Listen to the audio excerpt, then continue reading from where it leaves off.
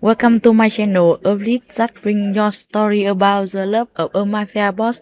Now let's listen. The scent of jasmine and gun oil. That's what I remember most about my wedding day. Not the hundreds of guests in their expensive suits, not the cathedral with its stained glass windows filtering colored light across marble floors, not even the diamond-encrusted dress that weighed so heavily on my shoulders it felt like wearing chains. Just jasmine from my bouquet, and the metallic tang of gun oil from the men who lined the aisle, their weapons barely concealed beneath Italian wool. I was 23 years old, and I'd been preparing for this moment my entire life. "Keep your chin up, Paige," my mother whispered as she adjusted my veil one final time. Her hands were steady, practiced. She'd done this before, first for my sister Charlotte 3 years ago, then for my cousin Maria last summer. "Remember what we taught you. A Moreno woman never shows weakness, never shows fear." I nodded, my neck straight, my expression carefully neutral. The woman staring back at me from the full-length mirror looked like a stranger. Dark hair swept into an elaborate updo, makeup applied with surgical precision to emphasize my green eyes and high cheekbones, lips painted the exact shade of arterial blood. I looked like what I was, a carefully crafted offering, a peace treaty wrapped in white silk and lace. The Moreno family had been preparing me for marriage since I was 6 years old. While other girls learned to ride bikes and play with dolls, I learned to walk in heels, to speak 4 languages, to recognize the subtle power dynamics in any room. By 10, I could plan a dinner party for 50, manage household staff, and decode the hidden meanings in seemingly casual conversation. By 15, I understood exactly what would happen to me if I ever betrayed my future husband. A bullet, swift and final, delivered by my own father's hand if necessary. That was the rule in our world. Loyalty above all else. Family above everything. And for women like me, marriage was the ultimate test of both. "He's waiting," my father said from the doorway. Victor Moreno, head of the most powerful crime family on the East Coast, looked at me with something that might have been pride or might have been assessment. With him, it was always hard to tell. "Are you ready?" Was I? Ready to marry a man I'd met exactly 3 times? Ready to bind myself forever to Preston Wolf, the Wolf of Wall Street as they called him, the cold-blooded enforcer who'd built an empire on fear and violence? Ready to leave behind everything familiar and step into a world where one wrong move could mean death? "Yes, Father," I said, because there was only one acceptable answer. Because I'd been ready for this my entire life, whether I wanted to be or not. The organ music swelled as the doors opened. I placed my hand on my father's arm, and we began the long walk down the aisle. Every face that turned to watch me was a calculation, an assessment of worth and value. The Morenos were marrying their youngest daughter to the Wolf family, strengthening an alliance that had been negotiated for months in smoke-filled rooms over expensive whiskey and veiled threats. And there, at the end of that endless aisle, stood my future. Preston Wolf was 35, 12 years my senior, and even I had to admit he was striking. Tall, broad-shouldered, with dark hair shot through with premature silver, and eyes the color of winter storms. His face was all hard angles and sharp edges, a face that had never learned to smile easily. He wore his tuxedo like armor, and when his gaze found mine, I felt the impact of it like a physical thing. This was the man I would belong to. This was the man who would own me, body and soul, for the rest of my life. I'd seen the files. Of course. My father had made sure I understood exactly who I was marrying. Preston Wolf. Ruthless, brilliant, utterly without mercy. He'd taken over his father's organization at 25 and tripled its power in less than a decade. Men feared him, women desired him, and now he was mine. Or rather, I was his. My father placed my hand in Preston's, and I felt the warmth of his skin through the thin fabric of my gloves. His fingers closed around mine with a possessiveness that made my pulse quicken, though whether from fear or something else, I couldn't tell. The ceremony was traditional, Catholic, with all the formality our families expected. I spoke my vows in a clear voice, promising obedience and loyalty, promising to honor and cherish this stranger I was binding myself to. Preston's vows were equally traditional, his deep voice carrying through the cathedral with absolute certainty, and then it was done. Father Michael pronounced us husband and wife, and Preston lifted my veil with careful hands. For a moment, we simply looked at each other. His eyes were unreadable, storm gray and intense, holding secrets I couldn't begin to guess. "Mrs. Wolfe," he said, my new name sounding strange in his voice. "Mr. Wolfe," I replied, keeping my tone respectful, neutral. His kiss was brief, almost perfunctory, but I felt the leashed power in it, the promise of what was to come. When he pulled back, something flickered in those gray eyes. Approval, maybe, or possession. The reception was held at the Wolfe estate, a sprawling mansion in the countryside that looked like it had been transplanted from a European castle. Hundreds of guests filled the ballroom, drinking expensive champagne and making deals in quiet corners, while a string quartet played classical music that no one really listened to. Preston's hand never left the small of my back as we moved through the crowd, a constant reminder of ownership, of his claim on me. When we danced our first dance, he held me closer than was strictly proper, his body heat seeping through the layers of my dress. "You're very composed," he observed, his voice low enough that only I could hear. "Most brides are nervous." "I've been trained not to show nervousness," I replied honestly. "A Moreno woman maintains control at all times." Something that might have been amusement crossed his face. "Good. I have no use for weakness." "I'm not weak." "No," he agreed, his eyes studying me with new intensity. "I don't believe you are. That's why I agreed to this marriage page. The Morenos raise their daughters properly. You'll make an excellent wife." It wasn't a compliment so much as an assessment of my market value, but I accepted it with a slight nod. This was our world. This was how things worked. "There's something you should know," Preston said, as the dance ended. We moved to the edge of the floor, his hand still possessive on my waist. "Something I need to tell you before tonight." I looked up at him, waiting. "I'm sterile," he said bluntly. "A childhood illness. The doctors confirmed it years ago. There will be no children from this marriage. If that's a problem—" "It's not a problem," I interrupted, though something inside me twisted. I'd always imagined having children someday, despite everything. But this was my reality now. "I understand." He nodded, seeming satisfied. "Good. I wanted you to know from the beginning. No secrets between us, Paige. That's one of my rules. Honesty, always, even when the truth is unpleasant." "No secrets," I agreed. "I can live with that." The rest of the reception passed in a blur of congratulations and thinly veiled assessments. Preston's associates studying me, trying to determine if I was worthy of their boss. My family's allies watching to see if the alliance would hold. And through it all, Preston at my side, his presence both protection and prison. It was nearly midnight when we finally left, climbing into the back of a black Mercedes that whisked us away from the celebration. Preston's penthouse apartment downtown was nothing like I'd expected. It was modern, minimalist, all clean lines and expensive furniture, with floor-to-ceiling windows that offered a breathtaking view of the city lights. "Your things were brought over this afternoon," Preston said, shrugging out of his jacket. "Your room is the second door on the left. Mine is at the end of the hall."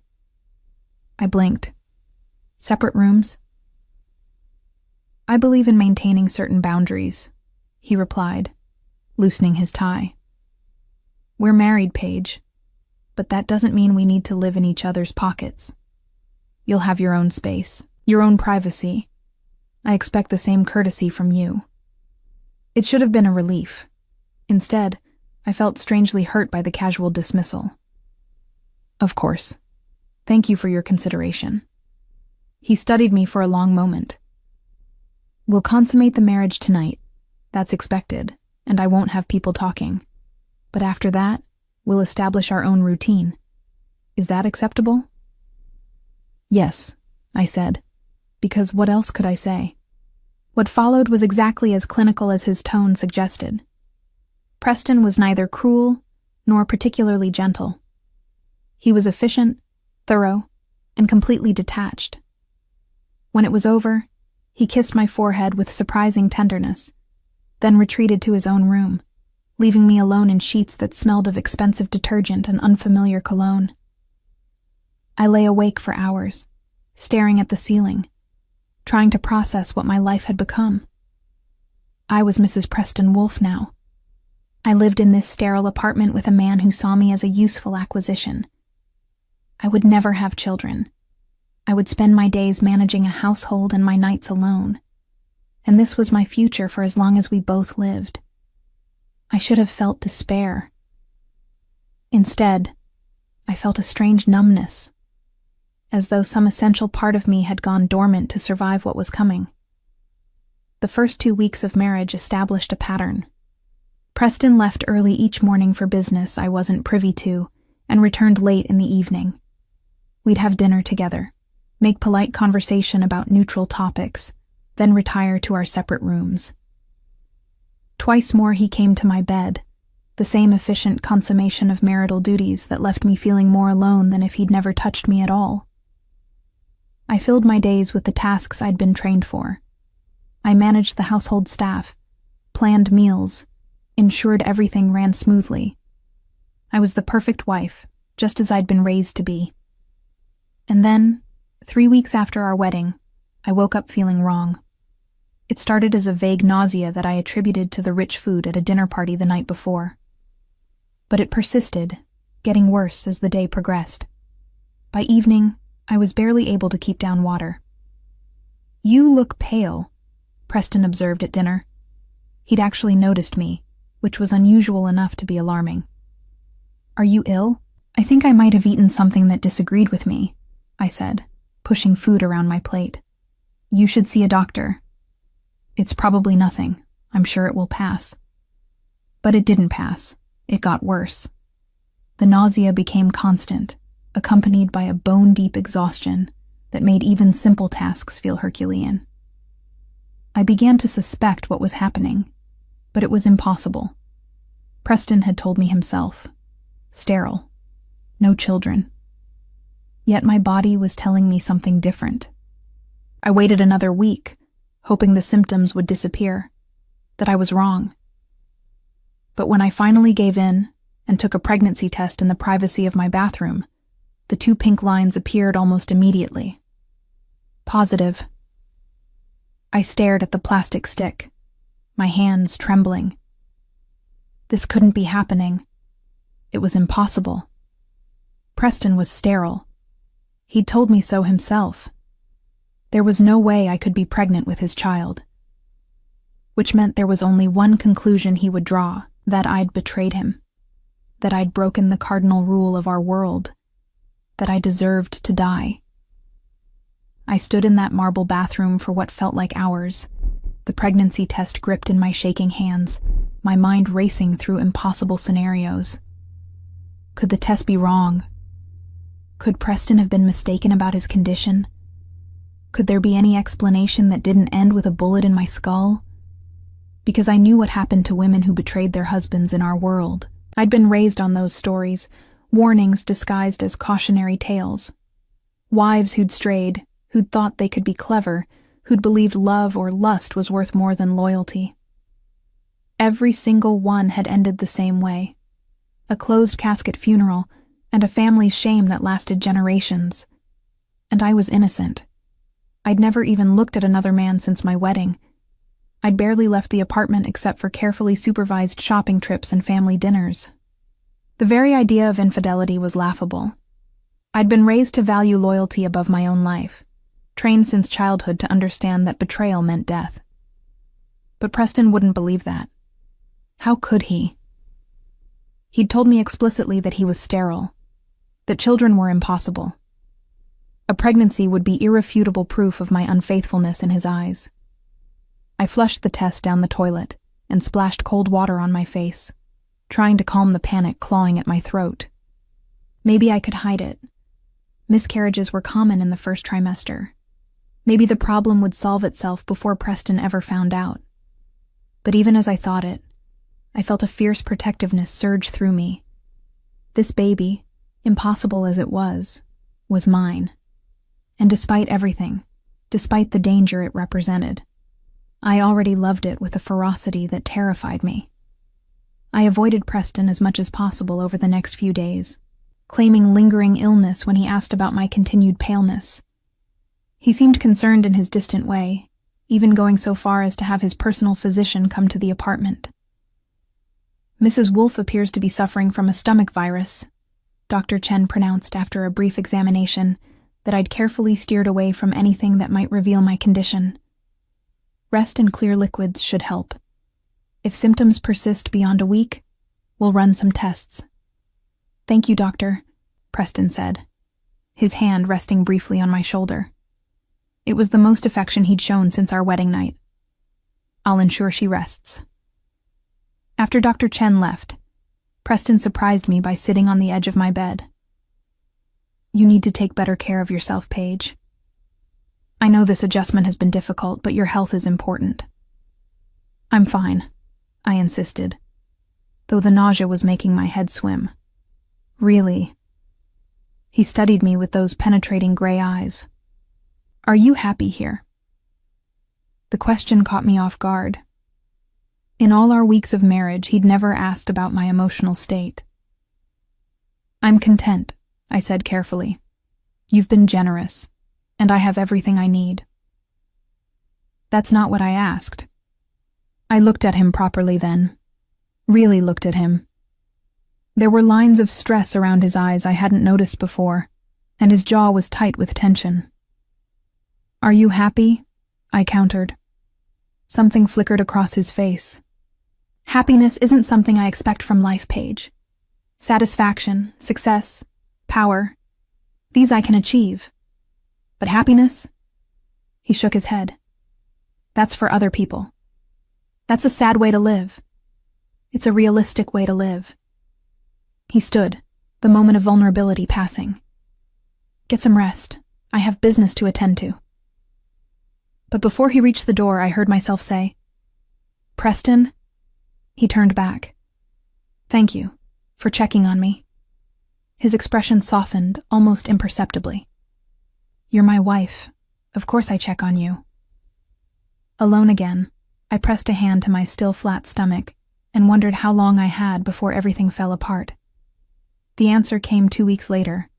I'd been managing the nausea with crackers and ginger tea, timing my symptoms to avoid Preston's notice. But my body was changing in ways I couldn't hide forever. My breasts were tender and swollen, and certain smells that had never bothered me before now sent me running for the bathroom. It was a Saturday morning, one of the rare days Preston didn't go into the office. I woke to the scent of coffee drifting from the kitchen and immediately felt my stomach rebel. I barely made it to the bathroom before losing what little I'd eaten the night before.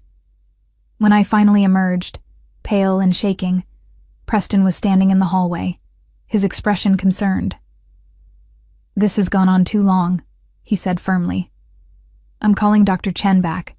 We need to run proper tests." "No." The word came out too sharp, too panicked. I saw his eyes narrow. "I mean, it's not necessary. I feel better already." "Paige, you just threw up for the 3rd time this week, that I know of." He crossed his arms. "What's going on? And don't tell me it's a stomach virus." "We both know that's not true." I opened my mouth, closed it again. This was it. The moment I'd been dreading. I could lie, try to buy more time, but I'd been raised to value honesty even when the truth was dangerous. No secrets, Preston had said on our wedding night. Always honesty, even when unpleasant. I'm pregnant, I said quietly. The silence that followed was deafening. Preston stared at me as though I'd spoken a language he didn't understand. Then his face went white, then red, then settled into an expression of such cold fury that I took an involuntary step back. What did you say? His voice was deadly quiet. I'm pregnant, I repeated, lifting my chin. About 6 weeks along. That's impossible. He bit off each word. I told you I'm sterile. I told you there would be no children. I know what you told me. Then you also know what this means. He moved toward me, and I fought every instinct to run. Running would mean guilt. Running would mean death. You've been unfaithful. No. I held my ground, meeting his eyes. I haven't. I've never even looked at another man, Preston. I've barely left this apartment. I don't know how this happened, but I swear to you on everything I hold sacred, I have not betrayed you. Liar. The word was a whip crack. Do you think I'm a fool? Do you think I'll believe in some immaculate conception? I'm telling you the truth. The truth is, you're carrying another man's bastard and expecting me to accept it. His hand shot out, gripping my arm hard enough to bruise. Not hitting me. He'd never hit me, but holding me in place with a strength that reminded me exactly how powerless I was. Who is he? One of the guards? The driver? Someone you met on your shopping trips? There is no one else. Tears stung my eyes, but I refused to let them fall. Preston, please, you have to believe me. I don't have to do anything except decide what to do with you. He released my arm with a shove that sent me stumbling back against the wall. You've committed the ultimate betrayal, Paige. You know what the penalty is. What I should do. Terror flooded through me, cold and paralyzing. But underneath it was fury. At him for not believing me. At fate for putting me in this impossible situation. At whoever had told him he was sterile in the first place. Then do it, I said, my voice shaking but defiant. If you're going to kill me, then do it. But know that you'll be murdering an innocent woman and your own child. His laugh was bitter. My child. You expect me to believe that miracle? I expect you to know me. My voice rose despite my best efforts at control. In all our weeks of marriage, have I ever lied to you? Have I ever given you reason not to trust me? I've been exactly what you wanted. Obedient. Loyal, honest, and I'm being honest now. I don't understand how this happened any more than you do, but this baby is yours, Preston. Only yours.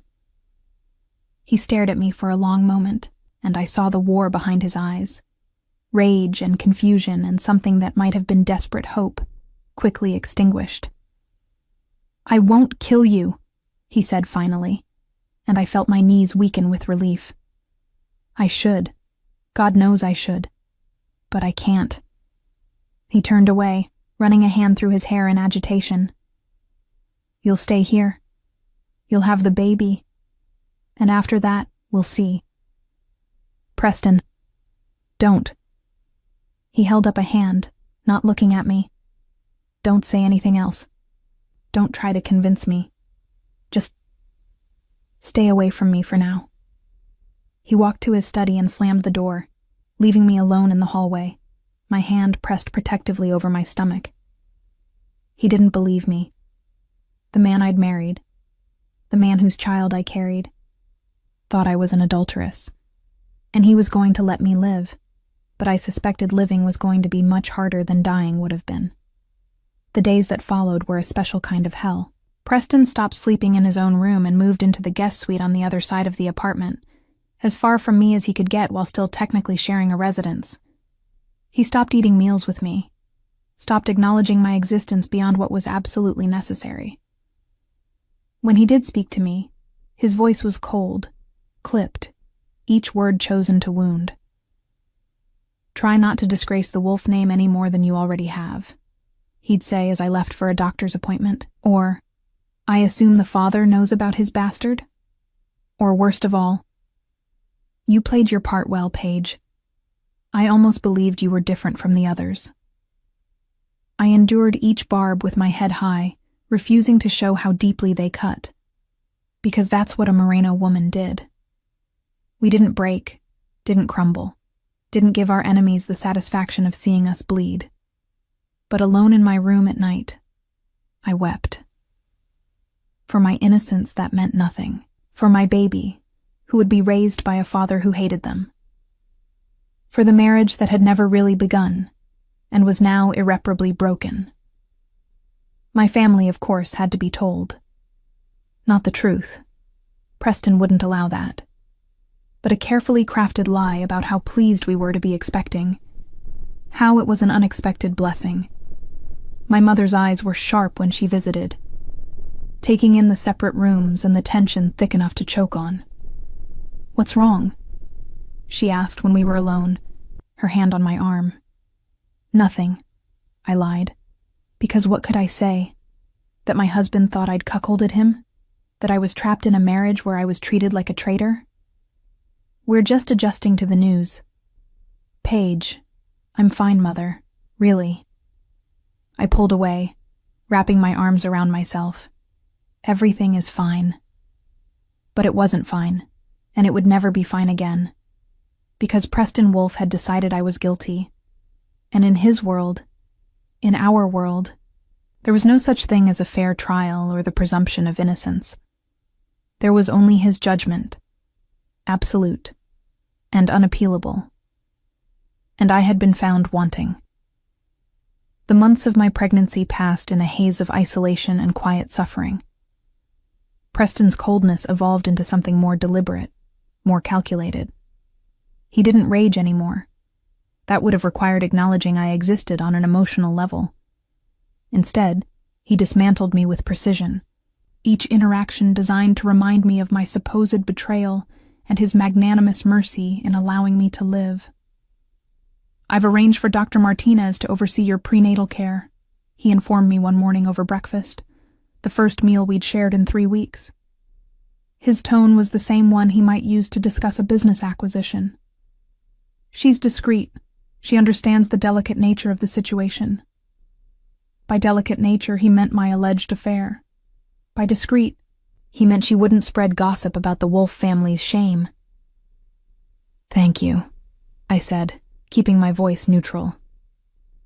I'd learned not to defend myself anymore. He didn't want to hear it, and I was tired of throwing my innocence against the wall of his certainty.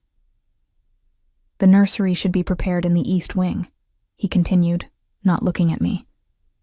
"Far enough from my quarters that I won't be disturbed by crying." The casual cruelty of it, referring to our child, his child, as a disturbance, made my hand tighten on my fork, but I kept my expression serene. "Of course, whatever you think best." Something flickered in his eyes. Disappointment, maybe, as though he'd wanted me to fight back, to give him an excuse to unleash more of his controlled venom. "I'll be traveling to Chicago next week," he said instead. "Business. I'll be gone for 10 days. "Safe travels," I replied, and meant it. 10 days without his cold presence, without having to armor myself against his subtle cruelties, sounded like heaven. After he left for the office, I allowed myself to breathe properly for the first time in hours. My hand moved to my swelling belly, now unmistakably round at 4 months. The baby was active, constantly reminding me of its presence with flutters and kicks that grew stronger each day. "It's just us," I whispered. "You and me against the world, little one. But we're going to be okay. Somehow, we're going to be okay." The nursery took shape over the following weeks. I supervised every detail myself, choosing soft creams and gentle greens, filling the space with warmth that the rest of Preston's cold apartment lacked. A rocking chair by the window where I could feed my baby while watching the city lights.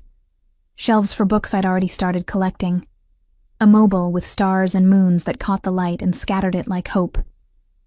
Preston never visited the room, never asked about my preparations, never showed the slightest interest in the child I carried. But I noticed things. The way his eyes would track to my belly when he thought I wasn't looking. A hunger in his gaze that he quickly shuttered.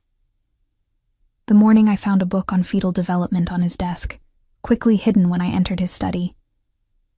The time I woke at 3 a.m. to get water and found him standing in the hallway outside my room, his hand raised as though to knock, before he turned and walked away. Preston Wolfe was a man at war with himself, and I was caught in the crossfire. It was Dr. Martinez who finally gave voice to what I'd suspected all along. "Everything looks perfect," she said during my 20-week scan, smiling at the screen where my baby's heartbeat flickered like a promise. Strong heartbeat, good growth, all measurements exactly where they should be. "And the due date?" I asked, though I'd already calculated it myself a dozen times. "Based on the conception date you gave me, I'd say early March 8th to be exact." She paused, studying my face. "Mrs. Wolfe, may I ask you something personal?" "Of course." "You mentioned your husband believed he was sterile.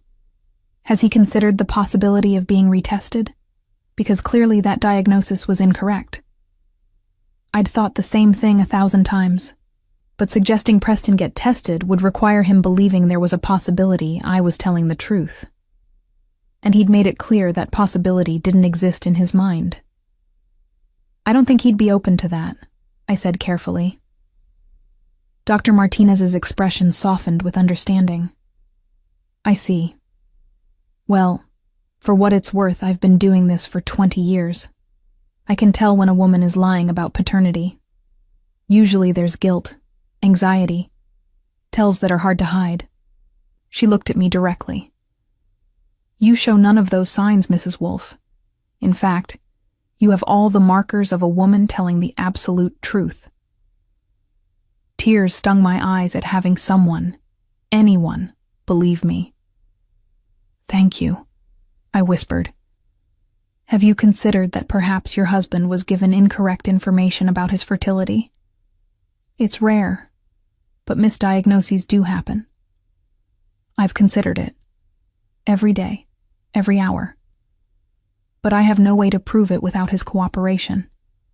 And I hope, for both your sakes, the truth comes to light eventually. This baby deserves a father who loves them."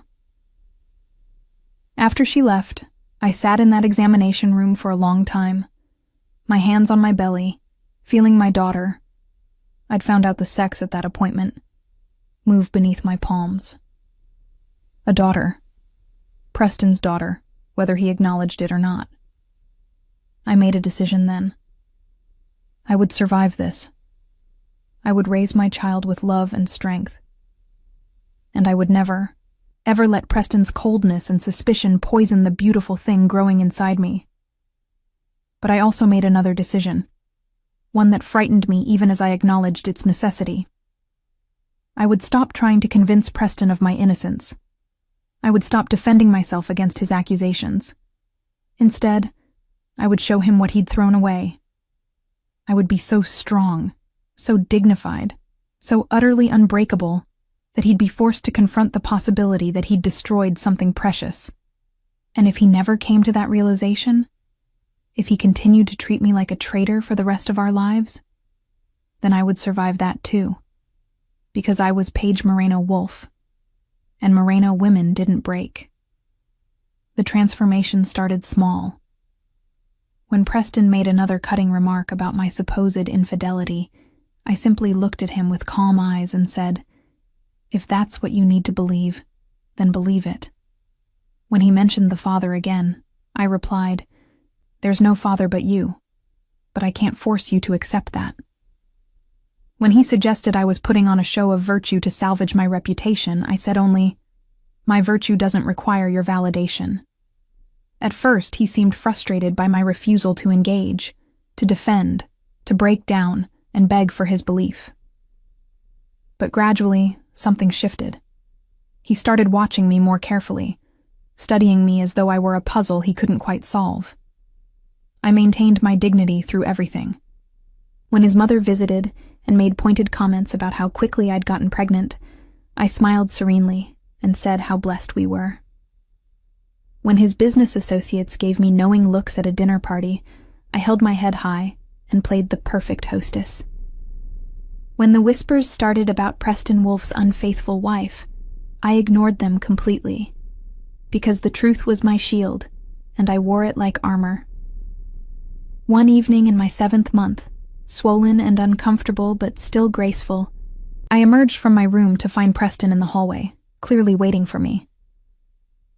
"We need to talk," he said, his voice strained. "About what?" He gestured to his study, and I followed, sinking carefully into the chair across from his desk. My daughter was particularly active tonight, her movements visible beneath my dress.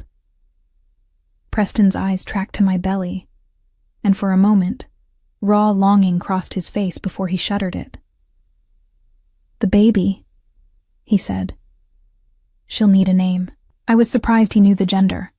I certainly hadn't told him. "I thought we might call her Lily," I said carefully, "after your grandmother." His head snapped up. "How did you know about my grandmother?" "Your mother mentioned her. She said Lily Wolfe was the strongest woman she'd ever known, that she stood by your grandfather through everything." I paused. I thought it was a fitting name. Preston was quiet for a long time. When he finally spoke, his voice was rough. My grandmother was accused of infidelity too, by my grandfather. She swore her innocence, but he didn't believe her at first either. My heart stuttered. What happened? The truth came out eventually. The man who'd started the rumor confessed on his deathbed that he'd lied, trying to destroy my grandfather by attacking his marriage. Preston's hands clenched into fists on his desk. By then, my grandfather had put her through hell, had treated her with such cruelty that even after the truth came out, their marriage was never the same. He spent the rest of his life trying to make amends, but some wounds don't heal. The parallel was obvious, painful. Why are you telling me this? Because I've been thinking about possibility, about what if. He looked at me directly for the first time in months, really looked at me. What if the doctors were wrong about my sterility? What if there's a medical explanation for what should have been impossible? Hope, fragile and dangerous, fluttered in my chest. Are you saying you believe me? I'm saying I'm considering the possibility that I've been wrong. He stood, pacing to the window. But I can't just accept it on faith, Paige. I need proof. After the baby is born, we'll do a paternity test. If she's mine, she is yours. If she's mine, he continued as though I hadn't spoken, then we'll figure out what comes next. But until then, nothing changes. I can't risk my heart again, only to have it confirmed that you betrayed me. It wasn't forgiveness. It wasn't even really hope. But it was the first crack in his armor of certainty, and I clung to it like a lifeline. A paternity test is fine, I said, standing with some difficulty. I welcome it, because I know what it will show. As I moved past him toward the door, his hand shot out, catching my wrist. Not hard, just holding me. Paige, he said, his voice low.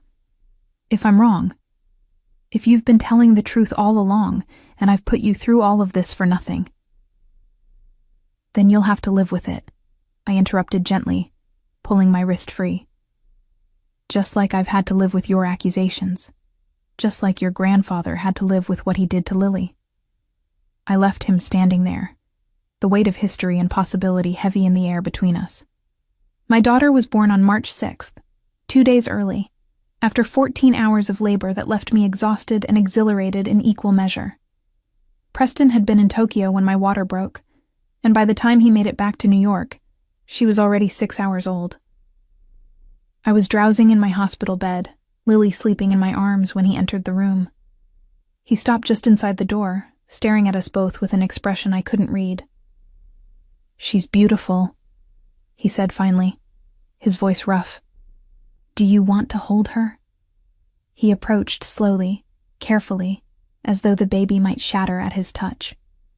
When I transferred her into his arms, I saw his hands tremble. Lily opened her eyes, gray like his, and looked up at her father with the solemn intensity only newborns possess. And I watched Preston Wolfe, the cold, ruthless enforcer, completely come undone. "Hello, little one," he whispered, his finger tracing her tiny hand. When she gripped it reflexively, his breath caught. I'm your father. Maybe. Possibly." "Definitely," I corrected softly. He looked at me then, and I saw fear in his eyes. Raw, vulnerable fear. "The test. We'll do it tomorrow. Tonight if you want. I'm not afraid of the results." "Why not?" His voice broke slightly. "How can you be so certain when I've given you every reason to hate me? To want revenge?" "Because I know the truth," I said simply. "And because despite everything, I still believe that truth matters." The paternity test was performed that night, Dr. Martinez expediting the process at Preston's request. We had the results within 24 hours, 9% probability of paternity. Preston stood in my hospital room, the results in his shaking hands, staring at the paper as though it were written in a language he didn't understand. "It's not possible," he whispered. "They told me. The doctors told me I was sterile, that I'd never have children." "Then they were wrong," I said, holding our daughter against my chest. "Or they lied." His head snapped up. "Lied? Who told you about your sterility, Preston? Who ran the tests?" "My father's doctor, when I was 16. His face went white. Oh, God. The pieces fell into place with devastating clarity. Preston's father, Cyrus Wolfe, had been a cruel man by all accounts. A man who'd taken pleasure in his son's suffering, who'd done everything possible to prevent Preston from finding happiness, including, apparently, convincing him he could never have children. "I'm going to kill him," Preston said softly, and I knew he meant it literally. "I'm going to find him and—" "He's already dead," I reminded him. Cyrus had died 5 years ago.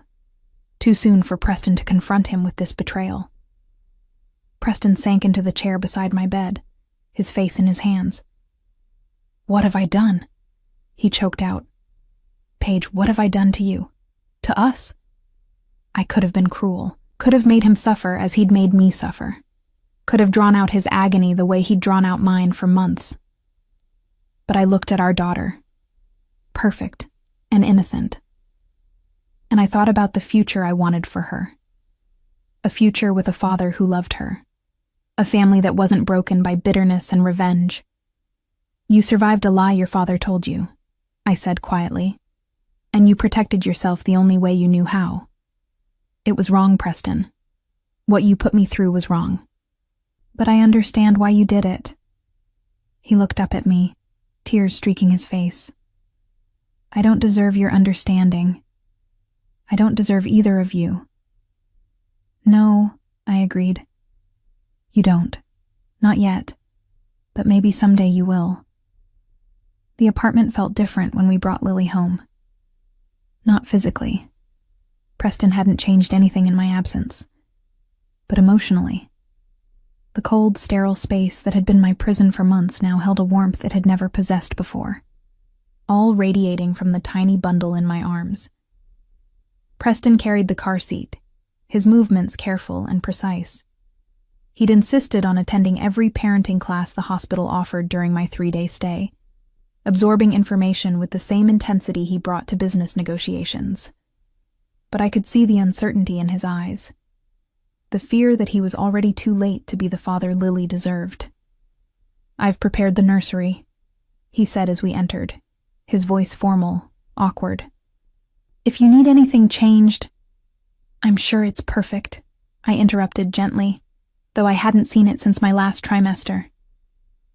He'd taken over the preparations during my hospital stay, another sign of the shifting dynamic between us. The nursery took my breath away. He'd kept my cream and green color scheme, but added touches I never would have expected. A mobile of stars that projected constellations on the ceiling, a bookshelf already filled with first editions of children's classics, and in the corner, a rocking chair identical to the one I'd chosen, but placed so it faced the window where the morning sun would stream in.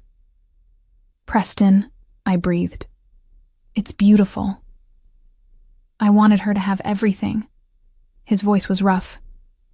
Wanted to give her what I could, since I can't give her back the months I stole. The months I should have been excited about her, preparing for her instead of... He stopped, unable to finish. "You're here now," I said, settling into the rocking chair with Lily. "That's what matters." He hovered in the doorway, clearly wanting to come closer, but uncertain of his welcome. The past 24 hours had been surreal. After the paternity test results, Preston had broken down completely. The iron control he always maintained shattered by the weight of his guilt. He'd apologized over and over, his words tumbling out in a desperate rush. But I'd stopped him. "Not yet," I'd said. "Words are easy, Preston. I need to see if you mean them." Now, watching him watch our daughter with such longing and regret, I felt my anger beginning to soften. Not disappear.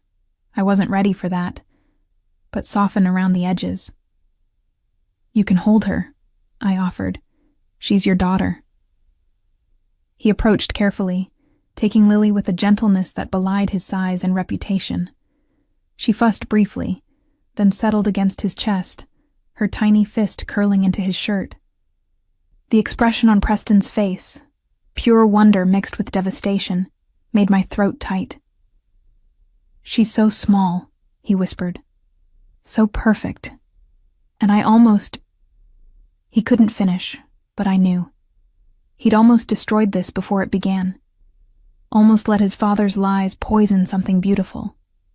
The first weeks of Lily's life established a new pattern. Preston had canceled all non-essential business, delegating to his lieutenants so he could be present. He took night feedings, learning to warm bottles and burp her with the same precision he brought to everything. He changed diapers without complaint, sang off-key lullabies in Russian, and spent hours simply watching her sleep. But with me, he was careful, distant, as though I were made of glass and might shatter at the wrong word. "You don't have to walk on eggshells around me," I finally said one evening, finding him in the kitchen preparing my dinner, a task he'd taken over himself rather than leaving it to the cook. "I don't know how else to be with you," he admitted, not looking up from the vegetables he was chopping with unnecessary concentration. "Everything I say feels inadequate. Everything I do feels too little, too late. So stop trying to fix it all at once," I suggested, accepting the cup of tea he'd prepared exactly how I liked it. "Just be honest. That's all I ever wanted." He set down the knife and turned to face me fully. "Honestly, I'm terrified. Terrified that you'll leave. Terrified that you'll stay but never forgive me. Terrified that Lily will grow up knowing her father spent the first months of her existence believing her mother was a liar and a cheat." He ran a hand through his hair, a gesture of frustration I'd seen 1,000 times. "And I'm furious with myself for being so stupid, so willing to believe the worst, so ready to destroy you, rather than question what I'd been told." "Why did you believe it so easily?" I asked, the question that had haunted me for months. "Why was it so easy for you to think I'd betrayed you?" He was quiet for a long moment. "Because I didn't think I deserved you," he said finally. "From the moment I saw you at our wedding, so beautiful, so poised, I thought it was only a matter of time before you realized you'd been sold to a monster. The pregnancy just confirmed what I already feared, that you'd found someone better, someone worthy of you." The vulnerability in his admission cracked something in my chest. "I knew what you were when I married you, Preston. I'd been prepared my entire life for exactly this kind of marriage. But I chose to make the best of it, to find happiness where I could. I was never looking for better because I never thought of you as less. How can you not? His voice rose with frustration. I treated you horribly. I said unforgivable things. I made you suffer for months when you were innocent, when you were carrying my child and should have been cherished, protected. I was cruel, Paige. Deliberately, calculatedly cruel. Yes, I agreed calmly. You were, and I won't pretend that doesn't matter or that it's easily forgotten. But I also understand that you were hurt, that your father's lie cut deep enough to make you doubt everything, even the evidence in front of you. That's not an excuse. I'm not offering excuses, I interrupted. I'm offering understanding. There's a difference. Understanding doesn't mean forgiveness, Preston. It just means I see why you did what you did, even if I can't condone it. He looked at me with something like awe. You're remarkable, you know that. Most women would want revenge, would make me suffer the way I made them suffer. I'm not most women, I reminded him. I'm a Moreno. We're raised to be stronger than our circumstances. You're certainly stronger than me. Over the following weeks, we found a rhythm. Not the distant formal arrangement of our early marriage, but not quite a real partnership either. We existed in a strange limbo, circling each other carefully, connected by our love for Lily, but separated by the wounds still healing between us. Preston continued to show his remorse in actions rather than words. He took over night feedings entirely, insisting I needed rest. He arranged for a nurse to help during the day so I could nap. He researched postpartum care obsessively, monitoring my physical and emotional recovery with the intensity he once brought to tracking his enemies. But he never pushed for more, never asked to share my bed again, never tried to touch me beyond the accidental brush of hands during Lily's care. He was giving me space, I realized. Time to heal, to decide if I could ever trust him again. It was my mother who finally forced the issue. She visited when Lily was 6 weeks old, arriving with the imperious confidence that had always defined her. After cooing over her granddaughter, she cornered me in the nursery. "What are you doing, Paige?" she demanded, her voice low but intense. "I'm raising my daughter." "You're punishing your husband." She held up a hand to forestall my protest. "I'm not saying he doesn't deserve it. From what I've pieced together, Preston was an absolute bastard to you. But at some point, you have to decide. Do you want to salvage this marriage, or do you want to make him suffer?" "Why can't I want both?" I asked, only half joking. "Because you can't move forward while looking backward." Her expression softened. "Darling, I know you were raised to be strong, to never show weakness. But there's a difference between strength and stubbornness. Preston is trying. Anyone can see that. The question is, are you willing to meet him halfway? What if I can't forgive him? The admission cost me. What if every time I look at him I remember how he looked at me when he thought I'd betrayed him? Then you grieve for what you lost and build something new," she said simply. "But you can't do either while you're stuck in this limbo. You need to make a choice, Paige. For yourself and for Lily." After she left, I stood in the nursery for a long time, watching my daughter sleep. She had Preston's eyes, my dark hair, and a determined chin that suggested she'd inherited stubbornness from both sides. She deserved better than parents who were strangers living in the same house. I found Preston in his study, staring at a photograph I'd never seen before. When he noticed me, he quickly set it face down on his desk. "Can I see?" I asked. He hesitated, then handed it to me. It was from our wedding day, Preston and me during our first dance. The photographer had caught us in profile, and I was struck by the expression on Preston's face. Not the cold distance I remembered from that day, but something softer. Wonder, maybe. or hope. I looked at you like you were the answer to a prayer I didn't know I was praying, he said quietly. I've been looking at this photo every day since Lily was born, trying to remember the man I was before I let my father's poison infect everything good in my life. And have you found him? I don't know. Maybe. He took the photo back, studying it. I want to be that man again, Paige. The one who looked at you like you were precious, who had hope for our future. But I don't know if that's possible after everything I've done. I made a decision then. The same kind of leap of faith I'd taken when I'd walked down the aisle to marry a stranger. My mother asked me today if I wanted to salvage this marriage, I said. I've been thinking about that, about what I want. And? His voice was carefully neutral, but I saw the fear in his eyes. I want a real marriage, not the formal arrangement we started with, and not this guilty distance we're living with now. I want a partnership, Preston. A real one, built on honesty and trust and mutual respect. I want that too, he said immediately. More than anything. But Paige, I don't know how to get there from here. I don't know how to make you trust me again. Then let me tell you how, I said, moving closer. You start by being honest about everything. No more secrets, no more walls. You tell me about your business, your fears, your past. You let me in, completely. That's dangerous. So is marriage, I interrupted. So is love. So is trust. Everything worthwhile is dangerous, Preston. The question is whether you're brave enough to risk it. He looked at me for a long moment, then nodded slowly. Okay. No more walls. Starting now. He took a deep breath. My father didn't just lie about my sterility.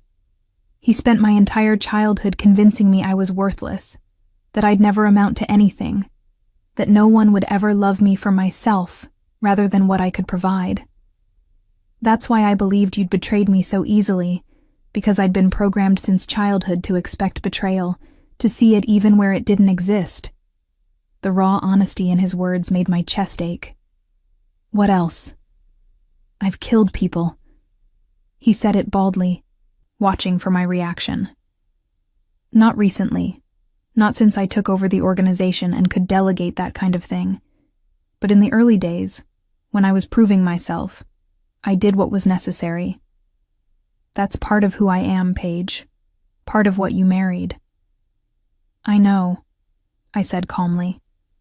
I'd suspected as much, had been raised in a world where violence was sometimes necessary. What else? I'm afraid of becoming my father, of hurting you and Lily the way he hurt everyone he claimed to love. That's why I've been so careful with you these past weeks. I don't trust myself not to cause more damage. You're not your father, I said firmly. Your father told you a lie designed to destroy your happiness. You, when confronted with what you thought was betrayal, couldn't bring yourself to hurt me despite believing I deserved it. That's the difference, Preston. Your father chose cruelty. You chose mercy, even in your worst moment. Something shifted in his expression. How do you do that? Do what? See the best in me when I've shown you my worst? Because I choose to, I said simply. The same way I chose to walk down that aisle to marry you. The same way I chose to have faith in our marriage even when you didn't. Choice, Preston. That's what love is built on. He stood then, crossing to where I stood. We were close now, closer than we'd been since before the pregnancy, and I could feel the heat radiating from him. I love you, he said, the words rough but sincere.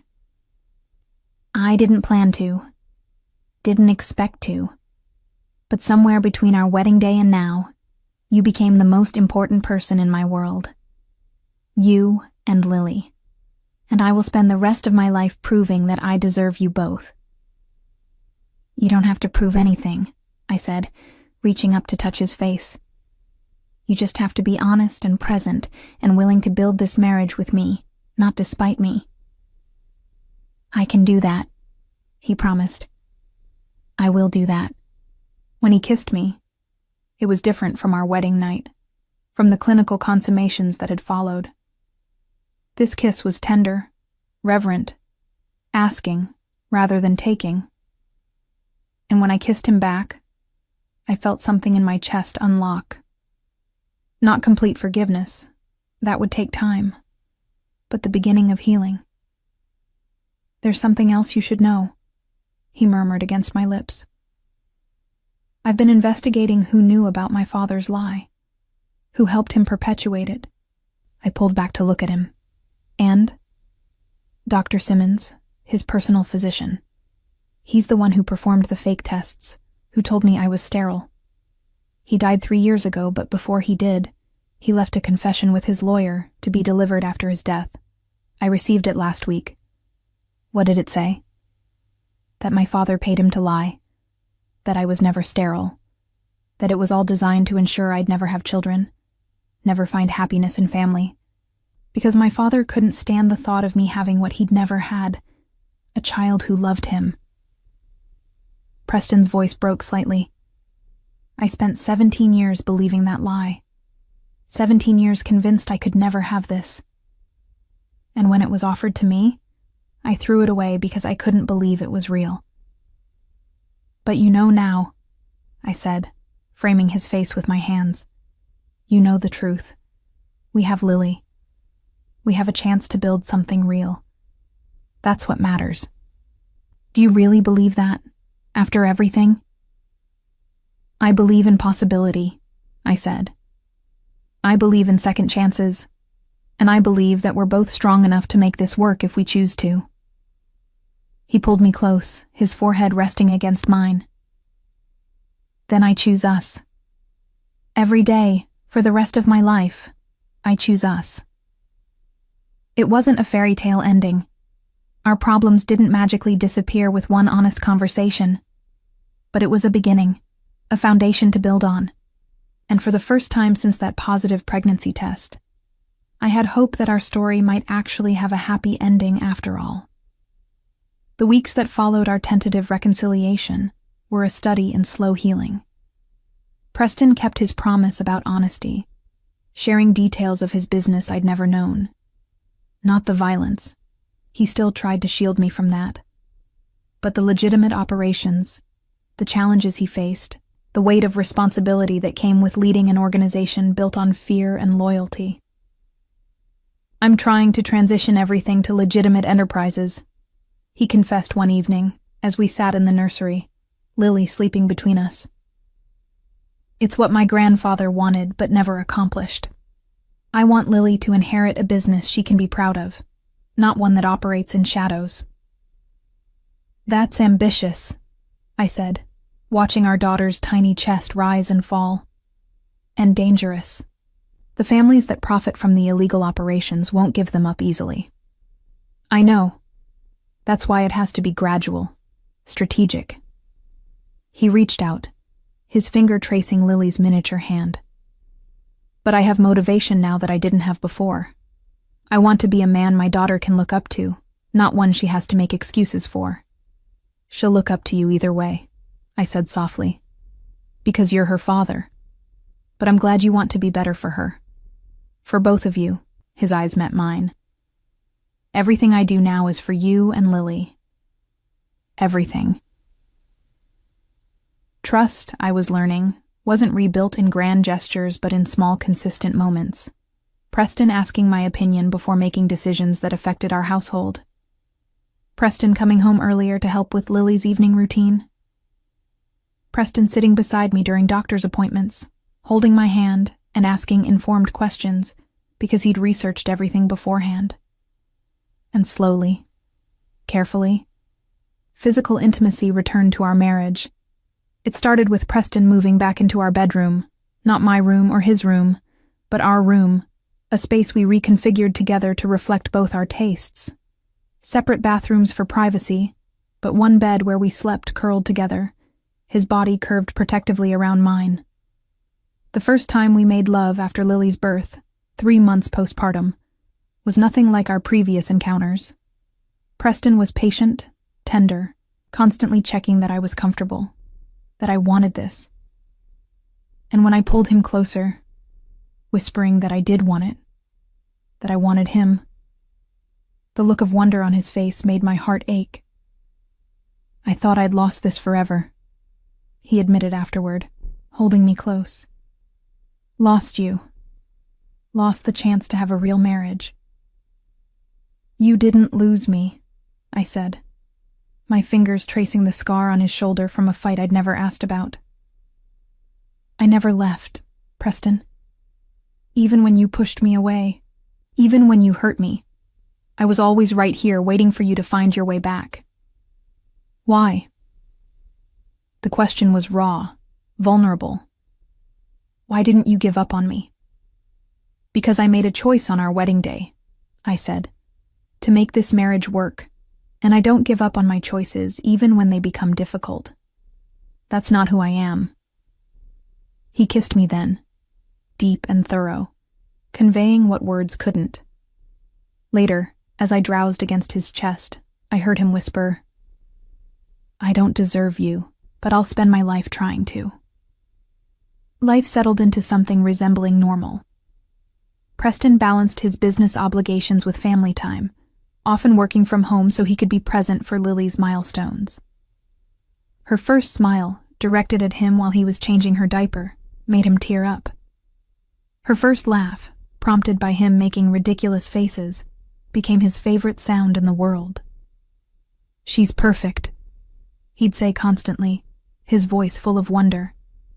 How did we make something so perfect? Very carefully, I'd tease, and he'd pull me close, grateful for my willingness to joke about our painful past. But the past wasn't completely behind us. The revelation about his father's lies had opened wounds Preston thought he'd buried. He started having nightmares, waking up gasping, convinced that Lily wasn't real, that it was all an elaborate dream, and he'd wake to find himself still sterile and alone. She's real, I'd murmur, guiding his hand to my chest where he could feel my heartbeat, steady and strong. We're real. This is real, Preston. Your father's lies are dead with him. I want to dig him up and kill him again, he'd say darkly. I know, but that won't change anything. The best revenge is living well, being happy, proving that his cruelty didn't win. How are you so wise? I'm not wise. I'm just practical. And I'm tired of giving your father any more of our time or energy. He took enough. Let's not give him any more. It was Lily's christening that brought the final reckoning. The ceremony was held at the same cathedral where Preston and I had married, packed with family and associates there to witness the newest wolf enter the world officially. Lily wore an antique christening gown that had been in the Wolf family for generations, looking like a tiny angel in lace and silk. Preston's mother, Eleanor, presided over the preparations with the efficiency of a general.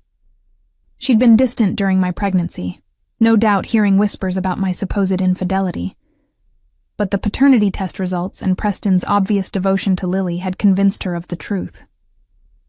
I owe you an apology, she said to me before the ceremony, her voice stiff but sincere. I believed the worst of you, just as my son did. I should have had more faith. You were protecting Preston, I said. I understand that. Still, you've been more gracious about this whole situation than you had any right to be. She took my hands in hers. Thank you for giving my son a second chance, and for giving me this beautiful granddaughter. The ceremony itself was beautiful, traditional, with Preston and I standing as godparents to our own daughter. When Father Michael blessed Lily, proclaiming her a child of God and the Wolf family, Preston's hand tightened on mine. She's ours, he whispered. Really, truly ours. She always was, I whispered back. The reception afterward was held at the Wolf estate, the same place as our wedding reception. But the atmosphere was completely different. Instead of political maneuvering and careful alliances, there was genuine celebration. Lily was passed from relative to relative, cooed over and adored, while Preston hovered protectively nearby. "You've created quite the little princess," Antonio Russo observed, bouncing Lily expertly. His own children were grown now, but he hadn't lost the touch. "She's going to have you wrapped around her finger for life."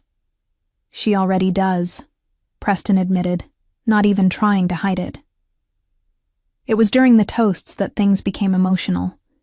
Preston's longtime friend and second-in-command, Marcus, stood up with a glass of champagne. "I've known Preston Wolfe for 15 years, he began. "And in all that time, I've never seen him truly happy. Successful, yes. Powerful, absolutely. But happy? Never." He paused, looking directly at Preston. "Until now. Until Paige and Lily. Boss, I'm honored to witness the family you've built. May it continue to bring you all the joy you deserve." The applause was genuine, warm, but I saw the tightness in Preston's jaw, the way his hand clenched around his glass. When it was his turn to speak, to thank everyone for coming, his voice was rough with emotion. "Most of you know I didn't have the best relationship with my father," he began, a massive understatement that drew knowing looks from those who'd known Cyrus Wolfe. "He taught me that power and fear were the only things that mattered. That family was a weakness to be exploited. That love was a liability." He paused, looking down at Lily in my arms. "He was wrong about everything. This," he gestured to us, "this is strength. This is what matters. Not the empire, not the power, not the reputation. This family, this love, this chance to be better than the man who raised me." He turned to me, his eyes shining. "Paige, I know I've said this before, but I need to say it again in front of everyone. I'm sorry. For doubting you, for hurting you, for being too damaged to recognize the gift I'd been given. You could have left me, should have left me, but you stayed. You showed me what real strength looks like, and I will spend every day for the rest of my life making sure you never regret that choice." The room was silent, everyone witnessing this powerful man's public vulnerability. I stood, Lily in my arms, and crossed to where Preston stood. In front of our families, our friends, our community, I kissed him. "I don't regret it," I said clearly. "Not one moment. Because this, right here, this family we've built, it's worth every difficult moment we went through to get here." The applause this time was thunderous. And as Preston wrapped his arms around both of us, holding his family close, I felt the last pieces of my hurt and anger finally release. We were whole. We were real. We were everything his father had tried to prevent him from having. Later that night, after all the guests had left and Lily was asleep in her crib, Preston and I stood in the nursery doorway, watching our daughter sleep. "I never thought I'd have this," he said quietly. "A child, a family, a reason to want to be better." "You have it now," I said, leaning against him. "The question is, what are you going to do with it?" "Love you both fiercely," he answered immediately. "Protect you both absolutely, and try every day to be the man you both deserve." That's all I've ever wanted. He turned me in his arms, his hands cupping my face. "I love you, Paige Wolfe, more than I thought I was capable of loving anyone. You took a broken man and gave him something to live for, something beyond power and revenge. You gave me hope." "You weren't broken," I corrected softly. "You were wounded. There's a difference. Broken things can't be fixed. Wounded things can heal. Then I'm glad I had you to help me heal." As we stood there in the soft light of the nursery, our daughter sleeping peacefully nearby, I thought about the journey that had brought us here, the arranged marriage that had seemed like a prison, the accusations that had nearly destroyed us, the slow, painful rebuilding of trust and love. It hadn't been easy. There had been moments when I'd thought we wouldn't survive, when the damage seemed too great to overcome. But we had survived. We'd fought for our marriage, our family, our future. And now, looking at the man who held me like I was precious, who loved our daughter with fierce devotion, who was trying so hard to be better than his past, I knew it had all been worth it. This was what I'd chosen when I'd walked down that aisle. Not the fairy tale romance, but the real, difficult, beautiful work of building a life with someone, of choosing them every day, even when it was hard, of believing in possibility, even when the present looked bleak. "Thank you," Preston whispered against my hair. "For what?" "For choosing me, for staying, for giving me this family, for being the strongest person I know." "Thank you for choosing to be better," I replied. "For choosing us over your father's poison, for choosing love over fear." We stood there in comfortable silence until Lily stirred, making the small noises that meant she'd wake soon. Together, we moved to her crib, both of us reaching for our daughter, our miracle, our proof that love was stronger than lies. Life with a newborn was chaotic and exhausting and utterly perfect. Lily was a demanding baby, wanting to be held constantly, nursing frequently, sleeping in short bursts that left both Preston and me perpetually exhausted. But we were happy. Genuinely, unexpectedly happy in a way I'd never imagined during those dark months of my pregnancy. Preston threw himself into fatherhood with the same intensity he brought to everything.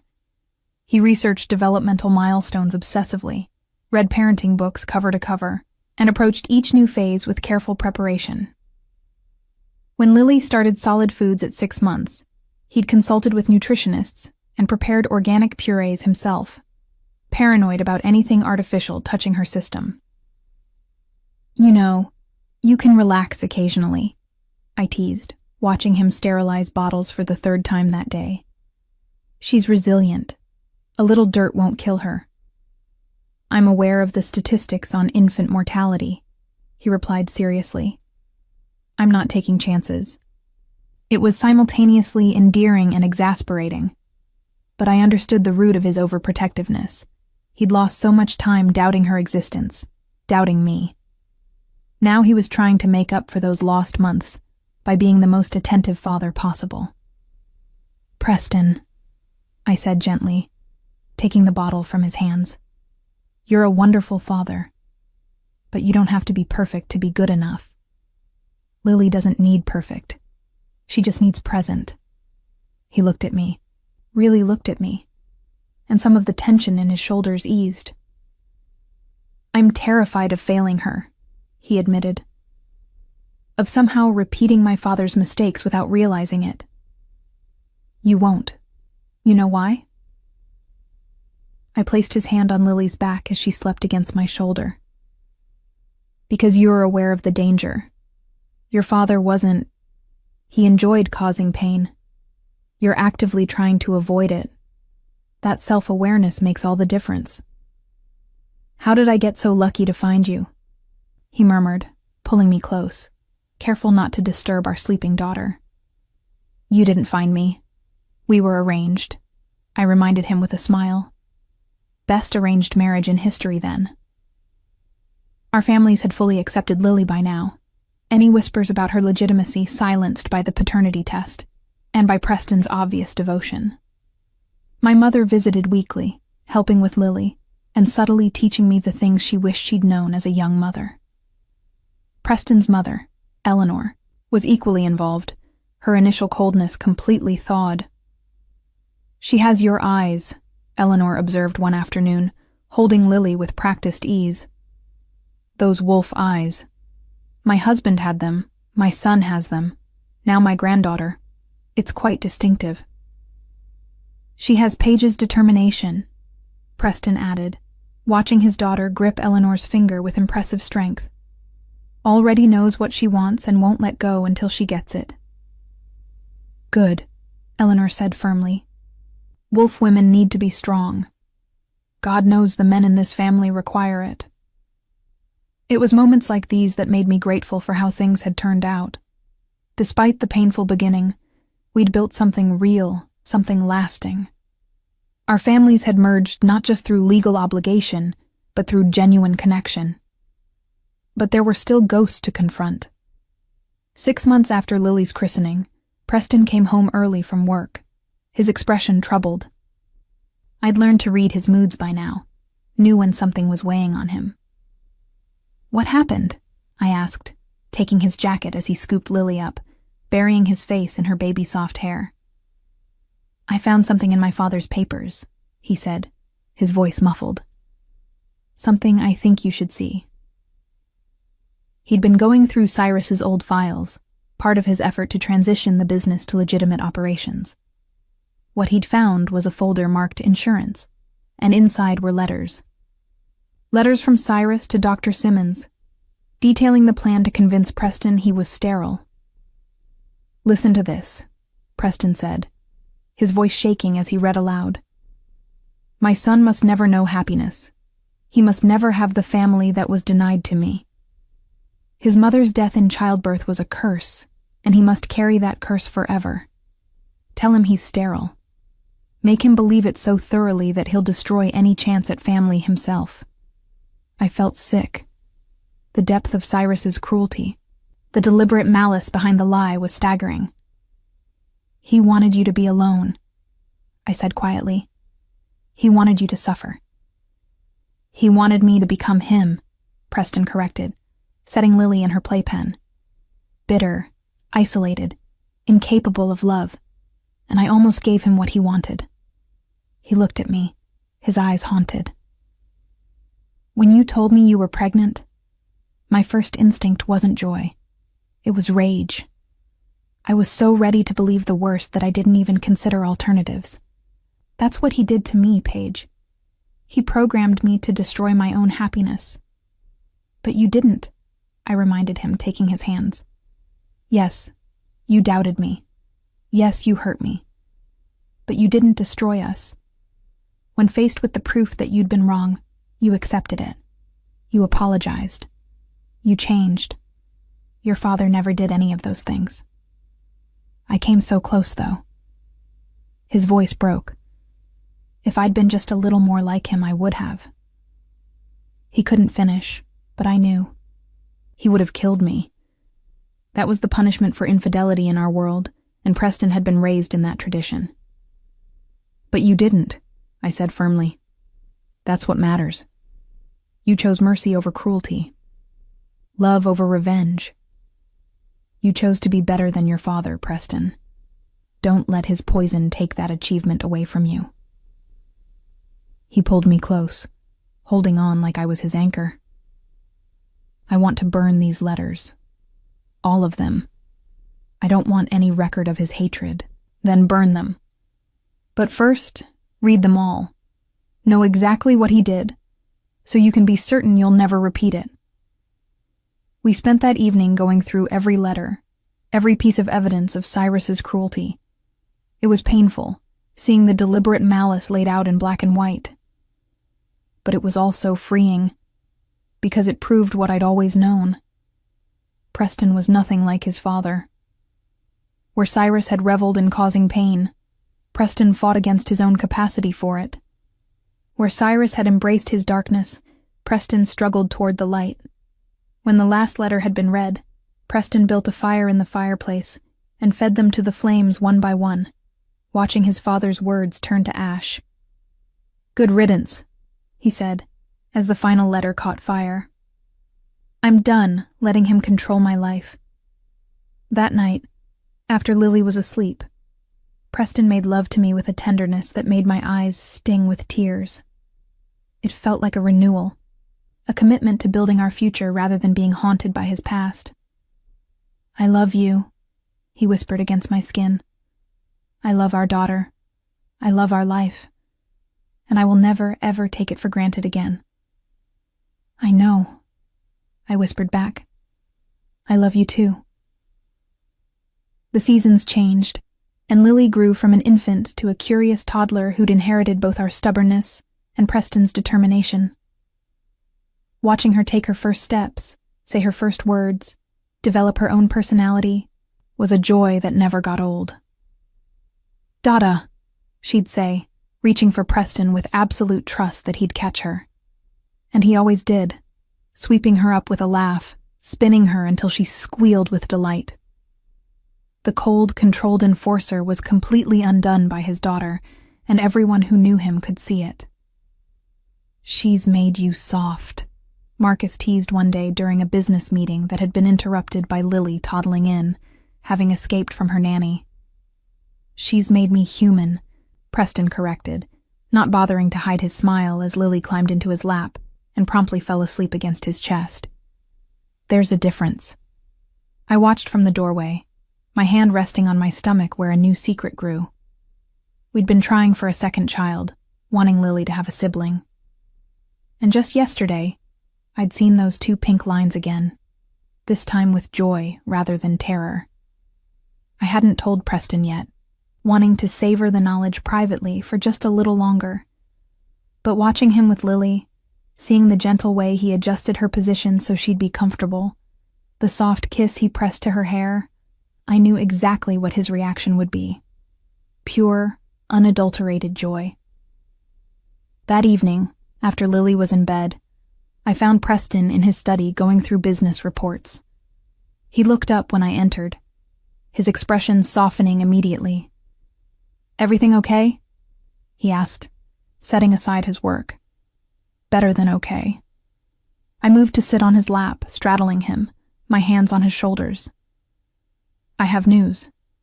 His hands settled on my hips, his eyes searching mine. "Good news, I hope?" "The best." I took his hand and placed it on my stomach. "We're pregnant again." For a moment, he just stared at me, processing. Then his face lit up with such joy that it took my breath away. "Really? You're sure?" "Took 3 tests to be certain," I confirmed, laughing as he pulled me close, burying his face in my neck. "Thank you," he breathed. "Thank you for giving me this family, for giving me another chance at being a father from the beginning. I silenced him with a kiss. "You don't have to thank me. We made this baby together, just like we made Lily, just like we're building this life together. I'm going to do it right this time," he promised. "I'm going to be there for every moment, every doctor's appointment, every symptom, every milestone. I'm going to cherish every second, because I know how precious it is. I know you will." And I did. This pregnancy would be nothing like the first. No accusations, no coldness, no doubt. Just 2 people who loved each other preparing to welcome a new life. The pregnancy was indeed completely different. Preston was attentive without being overbearing, supportive without being controlling. He attended every appointment, asked informed questions, and kept a detailed journal of my symptoms and the baby's development. He read pregnancy books with the same intensity he once brought to business reports, preparing himself to be the partner I'd needed the first time, but hadn't had. "How are you feeling?" became his constant question, asked with genuine concern and interest. "Tired, nauseous, and happy," was my usual response. We told Lily she was going to be a big sister when I was 3 months along. At nearly 2 years old, she didn't fully understand, but she was excited about the baby in Mama's tummy and liked to talk to it, telling her future sibling about her toys and her favorite foods. "Baby come soon?" she'd ask hopefully every few days. "Not yet, sweetheart," I'd say. "Baby needs to grow bigger first." "Like me?" "Exactly like you.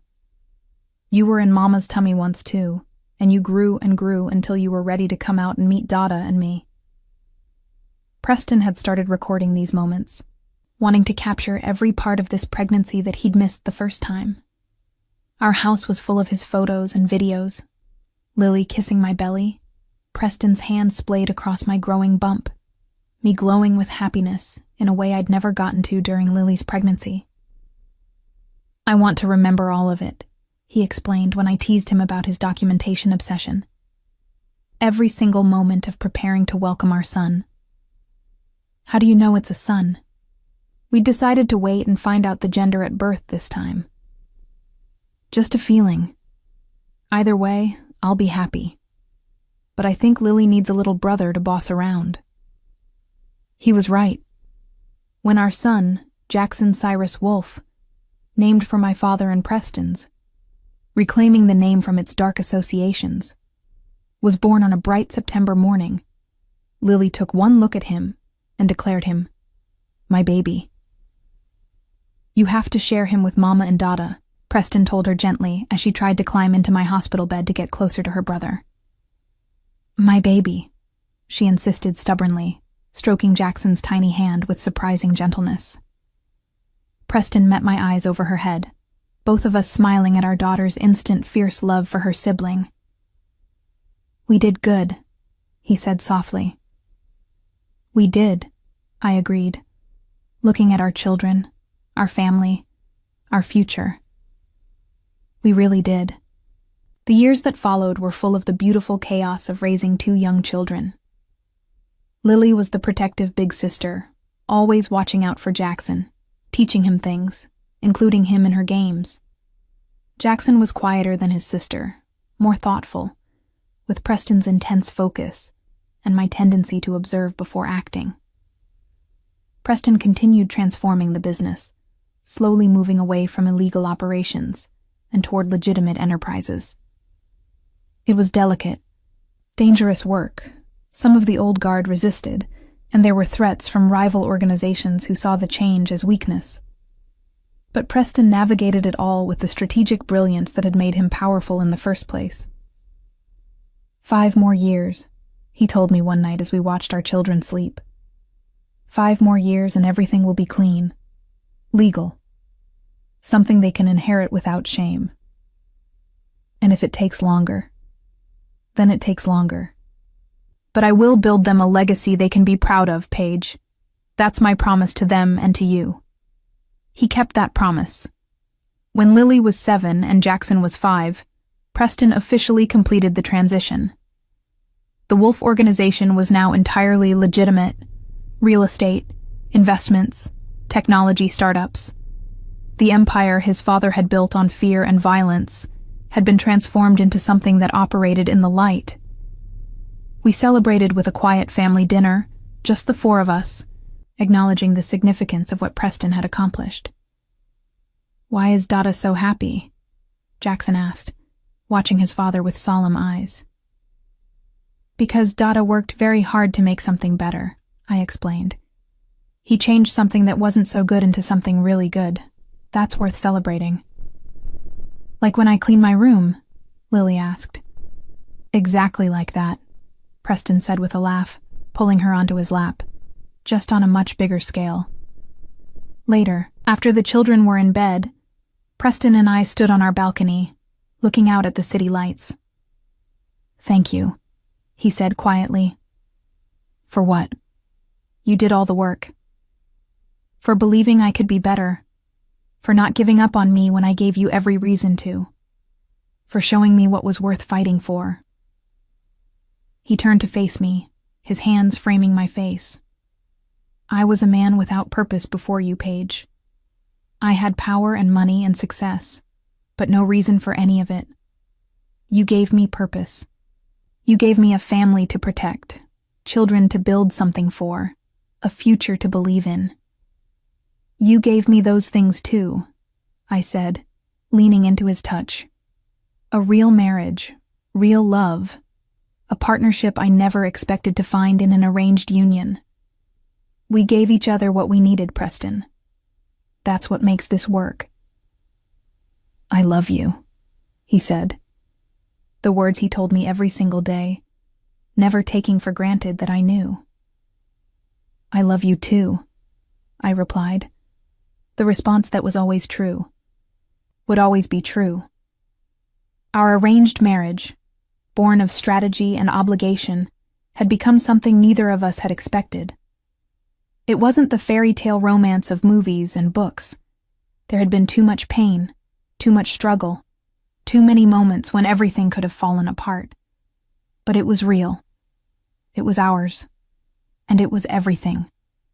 As we stood there in the cool evening air, Preston's arms around me, our children sleeping safely inside, I thought about the girl I'd been on my wedding day. 23 years old, walking down an aisle toward a stranger, armed with nothing but training and determination to make the best of what she'd been given. She would be proud of what we'd built, I thought. Proud of the woman I'd become, the family I'd created, the love I'd found in the most unlikely place.